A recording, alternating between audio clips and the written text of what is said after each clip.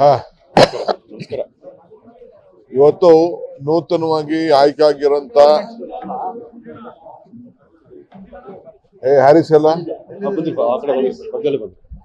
ನೂತನವಾಗಿ ಆಯ್ಕೆ ಆಗಿರೋಂತ ವೆಂಕಟೇಶ್ ಪ್ರಸಾದ್ ಮತ್ತು ಅವರ ಟೀಮ್ ಆಫೀಸ್ ಬೇರರ್ಸು ನಮ್ಮ ಹ್ಯಾರಿಸ್ ಅವರೆಲ್ಲ ನನ್ನನ್ನ ಮತ್ತು ಮುಖ್ಯಮಂತ್ರಿಗಳು ಬಂದು ಭೇಟಿ ಮಾಡಿ ಸಹಕಾರವನ್ನ ಕೋರಿದ್ದಾರೆ. ಸರ್ಕಾರದ ಪರವಾಗಿ ಅವರಿಗೆ ಅಭಿನಂದನೆಯನ್ನ ಸಲ್ಲಿಸಿದ್ದೇವೆ.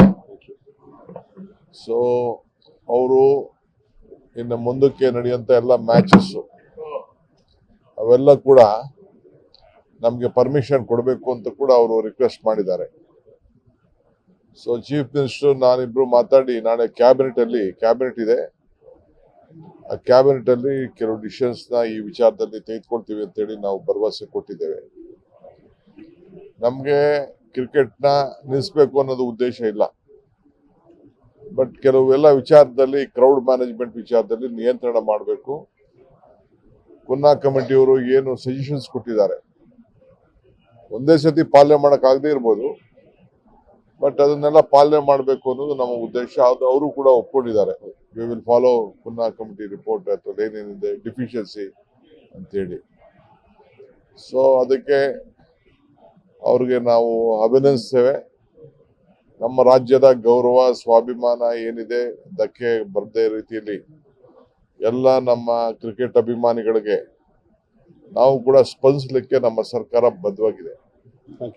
So I wish all the new team a great successful innings. I would like to congratulate the new team under the leadership of Venkatesh Prasad, Anil Kumble, Srinath, all of them have won the match. For us, state is very much important. All the cricketers, the fans are more important.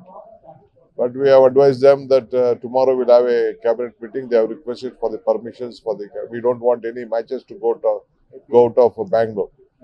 It may be IPL or any matches. We don't want to go out of Bangalore. So we said that tomorrow we will discuss in the cabinet and we will let them know.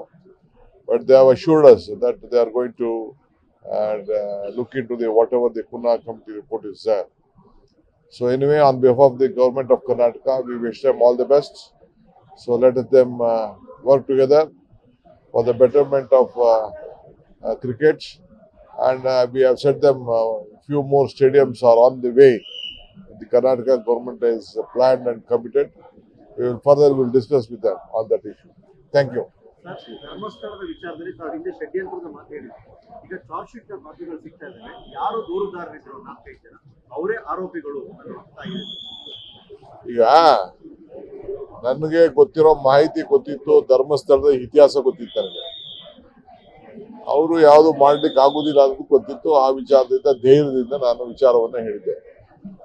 ಈಗ copy ನಿಮ್ಗೆ ಗೊತ್ತಾಗಿದೆ, ನಾನಿನ್ನ ಓದಿಲ್ಲ, ನನಗಿನ್ನ ಅದು ಗೊತ್ತಿಲ್ಲ. So ಸರ್ಕಾರ ಏನ್ ಕ್ರಮ ಕೈಗೊಳ್ಬೇಕೋ law will take its own course.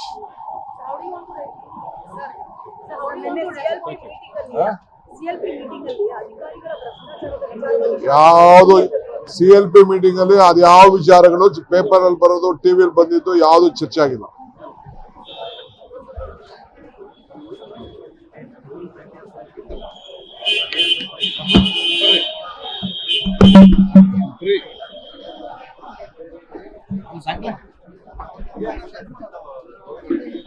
ಒಂದು ನಿಮಿಷ